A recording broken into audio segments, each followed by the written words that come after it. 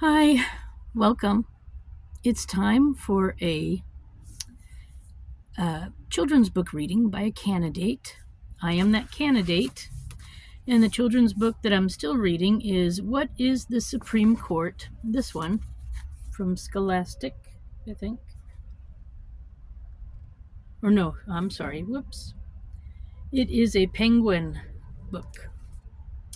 So, it's been quite interesting so far. And I believe we're on chapter 9. Chapter 9. Marriage and Protest. So, also you should know my name is Susan Maude Buchser-Lochocki. I am a presidential candidate for the 2024 election. And this is the next chapter. Chapter 9, Marriage and Protest. In June 1958, Richard Loving and Mildred Jeter fell in love and got married. He was white and she was black.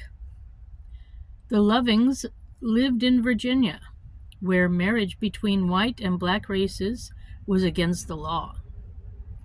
A couple like the Lovings could be sent to jail for anywhere from 1 to 5 years for just being married. The Lovings were arrested, and to avoid jail, they moved north. They were very sad to be away from their families, but finally, in 1967, another 9-0 ruling by the Warren Court erased their conviction. Not only that, but the law against interracial marriage were also struck down in 15 other states. After Warren retired in 1969, his successor as Chief Justice were not expected to make as many landmark rulings, but it was an era of social protest, including marches against the Vietnam War and for women's rights. Important cases about the rights of an individual came before the court. In 1968, there was a case involving a brother and a sister in Iowa, Mary Beth and John Tinker. They were part of a group of 5 public school students who had been suspended from school in 1965. Why? So here's a picture of Mildred and Richard Loving. And by the way, I am making this video from Virginia, the state where their act of getting married was seen as illegal at the time. It took a little under 10 years to change that. But in 1965, the year I was born, why were they suspended from school? They had worn black armbands to school to protest the Vietnam War. The suspended teenagers stayed home for a week. Then they returned to school without armbands, but wearing all black clothes, a sign of mourning.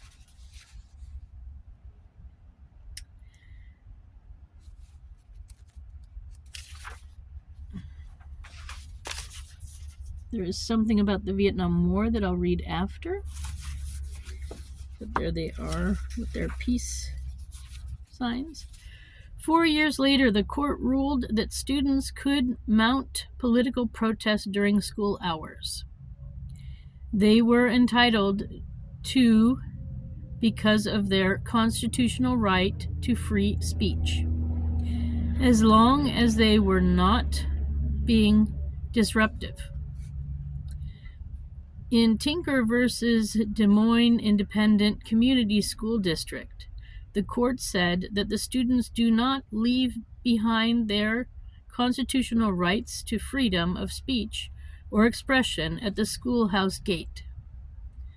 The decision was written by Justice Fortes, the man who had once been Gideon's lawyer.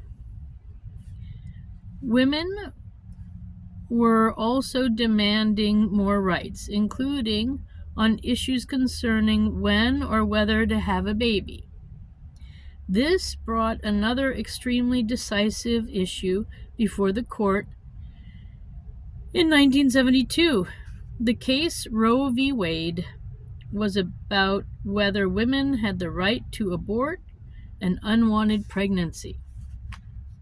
Many believed that what a woman did about her own pregnancy was up to her and left to her.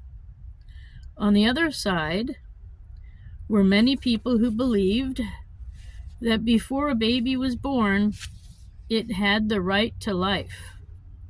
So they thought deciding to end a pregnancy was wrong. The U.S. Constitution was written in the late 1700s and said nothing directly about this issue. Still, the Supreme Court agreed to hear a case called Roe v. Wade. Roe was not the woman's real last name. Henry Wade was the district attorney in Texas responsible for enforcing the state's law. So here's a protest.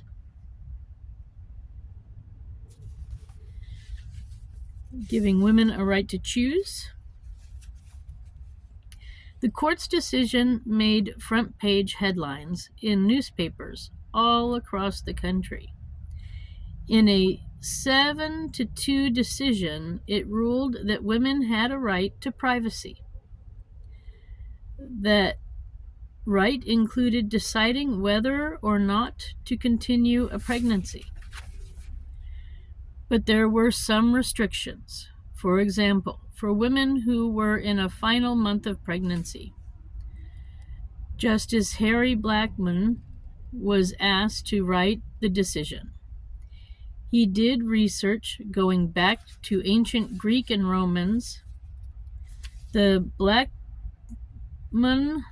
decision said that states could pass laws that restricted women from ending a pregnancy too close to when their baby would be born. Many states did that. From the very start, there was wide disagreement over the ruling. Many hoped that the decision in Roe v. Wade would be overturned by a later court. Would that happen? Yes, it did. Almost 50 years later, in a 6-3 majority decision, the Supreme Court determined that women did not have a constitutional right to end their pregnancy. Did that end the debate over the issue? No. Indeed, in fact, a majority of Americans thought that what the court decided was wrong. So that was the original. That's the justice.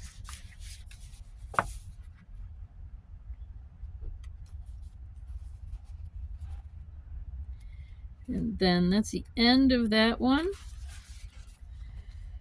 Let me read you this part about Vietnam War. The Vietnam War. In the early 1960s, the country of Vietnam in Southeast Asia was split in two. The Communist North and the U.S. Allied South. The two sides were at war with each other. The United States decided to help the South Vietnamese government.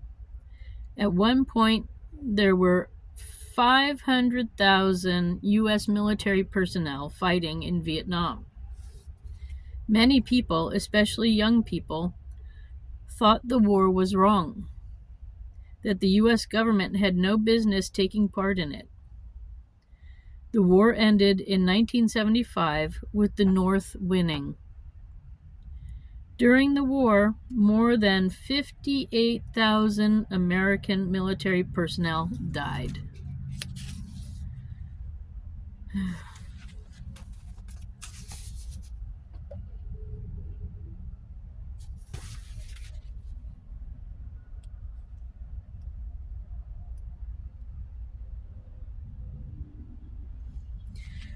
All right, so that is the end of this reading of a children's book by a candidate. What is the Supreme Court? Thank you for stopping by. And as you know, I also have a lawsuit pending with the Supreme Court right now. I hope to hear something hopefully soon. I've been saying that for a long time. Anyways, let's see what happens. So if you want to look it up, my website is susan4usa.com. That's Susan, the number 4, usa.com. I wish you a nice day wherever you are. Thanks for stopping by. Until next week, next Saturday. Bye for now.